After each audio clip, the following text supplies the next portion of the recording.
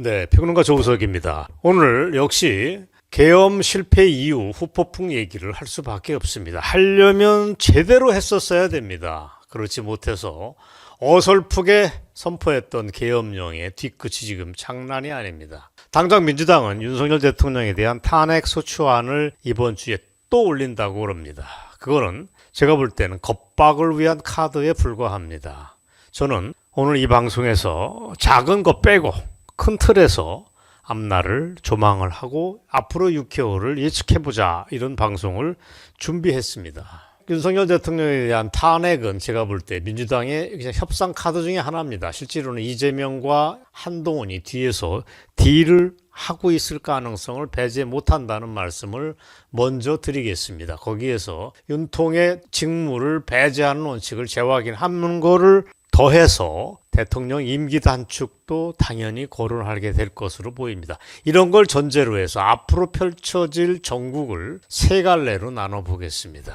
아까 말씀드린 대로 큰 틀에서의 조망인데, 첫째, 윤통의 운명입니다. 어떻게 될까? 둘째는 이때 개헌이 이루어질까 아닐까 하는 점도 검토해 보겠습니다. 그 다음에 셋째, 이거 중요합니다. 내년 조기 대선은 언제 하고 어떻게 전개될까 하는 걸 점검해 보겠습니다. 자, 우선 윤통의 운명입니다. 탄핵안과 별도로 한동훈, 이재명이 지금 윤석열의 자진 하야를 유도할 가능성이 있다는 게 오늘 방송의 핵심 중에 하나입니다. 이건 저만의 촉이고 감입니다. 아직은 뭐라고 예단하기는 어렵지만, 왜 이런 자진 하야가 설득력이 있냐면, 탄핵으로 윤통의 직무를 정지시킬 경우 그에 따른 시간과 비용이 굉장히 많이 들어간다는 걸 여당도 알고 야당도 다 알고 있기 때문에 그렇습니다. 박근혜 전 대통령의 경우 탄핵은 국회의 탄핵 의결 이후 헌재가 인용을 결정할 때까지 3개월이 걸렸습니다. 그 이후 대선을 포함해서 2개월 동안 준비를 해서 하는데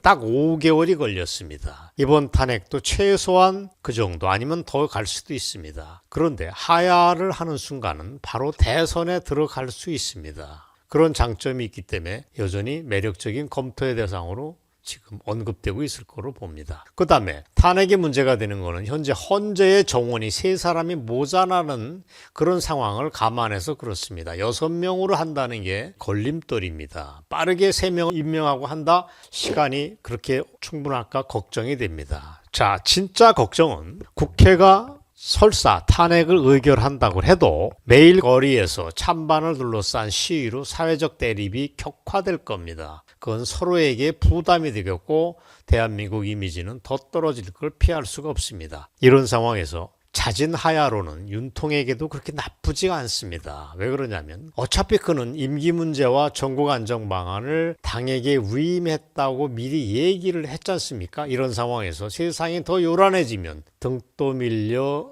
나가는 경우가 있는데, 등 떠밀려 나가는 것보다는 알아서 퇴진하는 게 더 나을 수도 있다는 뜻입니다. 옛날 1960년도 이승만 대통령의 하야의 복사판이 되지 않을까 싶습니다. 이걸 두고 지금 이재명도 머리를 굴리고 있습니다. 선거법 위반과 관련해서 대법원에서 확정 판결을 내리기 전에 대선 날짜를 확정하는 게 나한테 유리하겠다는 확신이 든다면 자진 하야 유도 쪽으로 이재명도 마음을 바꿀 수가 있습니다. 어쨌거나 이런 거는 굉장히 많은 변수가 한꺼번에 돌아가는 거라서 미리 예단하는 건 아닙니다. 그러나 우리의 선택지를 조망해보자는 측면에서 말씀을 드립니다. 자, 구체적으로 그림이 어떻게 될까도 점검해 보겠습니다. 윤통이 하야를 하게 된다면 헌법 68조 2항에 따라서 60일 이내에 다음 대선을 치르게 됩니다. 며칠이라고요? 2개월입니다. 60일 이내에 대선을 치릅니다. 그렇다면 시간표를 점검해 보겠습니다. 이달 안에, 12월 안에 자진 하야가 이루어질 경우 빠르면 2월, 내년 2월, 아니면 3월에 조기 대선도 가능하다는 뜻입니다. 다만 정치권이 그걸 합의하는데 시간이 많이 걸린다면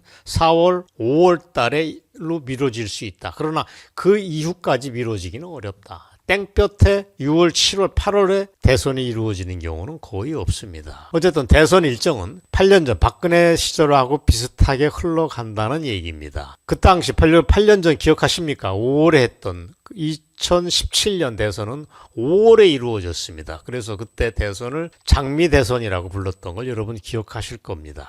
자, 정리하자면 첫 번째, 윤통의 운명. 그 다음에 다음 대선 일정은 아마 빠르면 3월, 4월, 늦어도 5월 이전에는 대선이 치러진다는 걸 여러분이 염두에 두셔야 됩니다. 자, 우리의 관심은 개헌이 정말 이루어질까 하는 문제도 점검을 해야 됩니다. 개헌은 그렇게 가능성이 높지 않다고 저는 봅니다. 여당과 야당이 합의를 하기 나름이지만 문제는 지금 너무 시간에 쫓깁니다. 따라서 윤통의 하야를 유도하는 선에서 땜빵을 할 가능성이 높지만 저는 국민들이 하는 순간에 내각제 개헌도 협상 테이블에 올라갈 수는 있다고 봅니다. 지금의 대통령 중심주의에서 내각제 개헌도 이루어질 수 있습니다.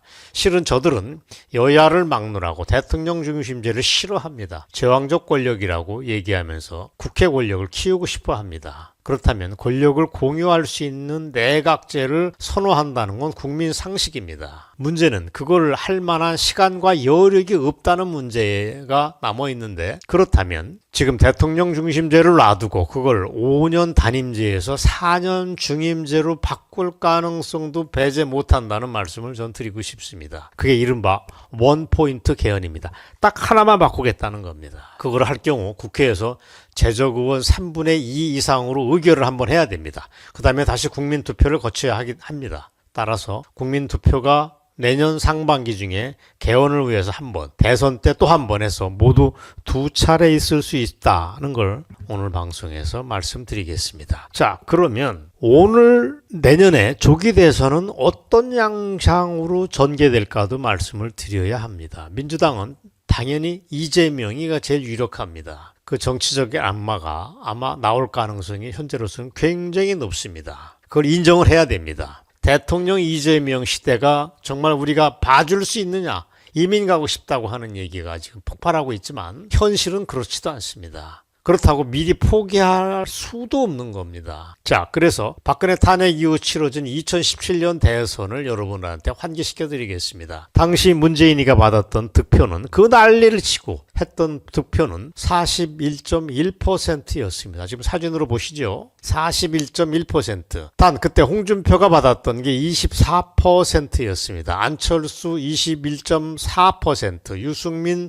6.8%. 이걸 모두 합치면 52.2%가 됩니다. 문재인보다 10% 이상 앞섰다는 얘기입니다. 그 무시무시했던 상황에서 이 정도라면 한번 못해볼 건 아니다, 이런 뜻입니다. 물론 당장 제가 스튜디오에 들어오기 전에 뉴스를 봤더니 미디어 리서치에서 여론조사한 결과가 나왔습니다. 깜짝 놀랄 얘기입니다. 이재명이 대선이 치러질 경우 이재명과 한동훈이 나오면 이재명한테 표를 던지겠다고 하는 사람이 52.4%나 됩니다. 한동훈한테 표를 던지겠다는 사람은 10%도 안 됩니다. 9.8%입니다. 하지만 이거는 지금 그렇다는 거고 앞으로 몇 개월 뒤 상황은 또 유동적입니다.